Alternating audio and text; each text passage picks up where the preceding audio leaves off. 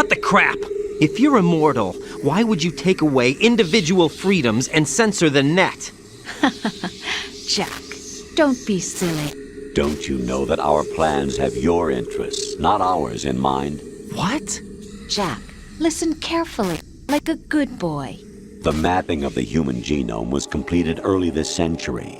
As a result, the evolutionary log of the human race lay open to us. We started with genetic engineering, and in the end, we succeeded in digitizing life itself. But there are things not covered by genetic information. What do you mean? Human memories, ideas, culture, history. Genes don't contain any record of human history. Is it something that should not be passed on? Should that information be left at the mercy of nature? We've always kept records of our lives, through words, pictures, symbols, from tablets to books. But not all the information was inherited by later generations. A small percentage of the whole was selected and processed, then passed on. Not unlike genes, really. That's what history is, Jack. But in the current digitized world, trivial information is accumulating every second, preserved in all its triteness, never fading, always accessible.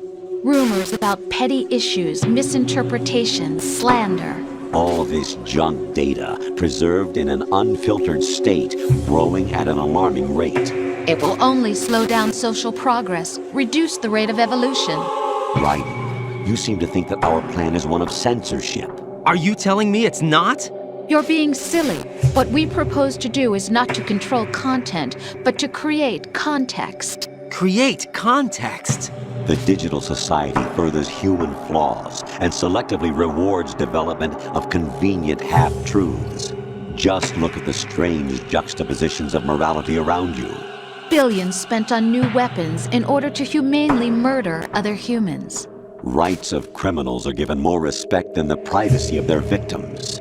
Although there are people suffering in poverty, huge donations are made to protect endangered species. Everyone grows up being told the same thing. Be nice to other people. But beat out the competition. You're special. Believe in yourself and you will succeed. But it's obvious from the start that only a few can succeed. You exercise your right to freedom, and this is the result. All rhetoric to avoid conflict and protect each other from hurt. The untested truths, spun by different interests, continue to churn and accumulate in the sandbox of political correctness and value systems. Everyone withdraws into their own small gated community, afraid of a larger forum. They stay inside their little ponds, leaking whatever truth suits them into the growing cesspool of society at large. The different cardinal truths neither clash nor mesh. No one is invalidated, but nobody is right. Not even natural selection can take place here. The world is being engulfed in truth. And this is the way the world ends, not with a bang, but a whimper. We're trying to stop that from happening. It's our responsibility as rulers. Just as in genetics, unnecessary information and memory must be filtered out to stimulate the evolution of the species. And you think you're qualified to decide what's necessary and not? Absolutely. Who else could wade through the sea of garbage you people produce, retrieve valuable truths, and even interpret their meaning for later generations? That's what it means to create context. I'll decide for myself what to believe and what to pass on.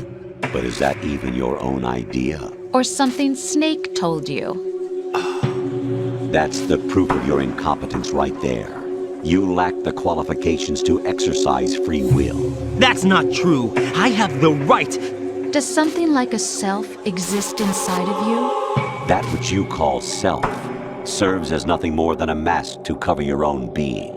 In this era of ready-made truths, self is just something used to preserve those positive emotions that you occasionally feel.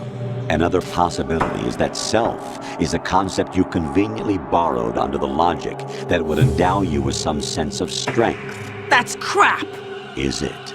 Would you prefer that someone else tell you? All right then. Explain it to him.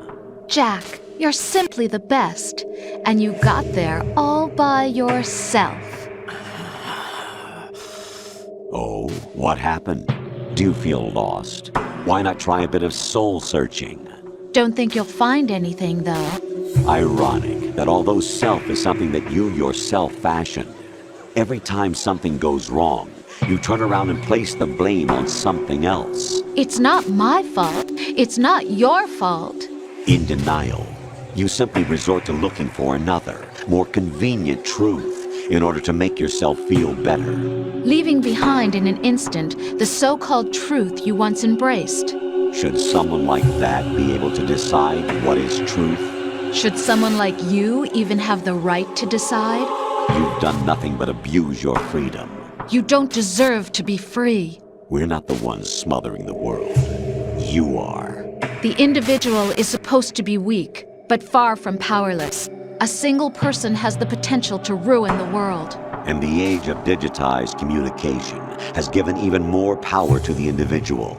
Too much power for an immature species. Building a legacy involves figuring out what is wanted and what needs to be done for that goal.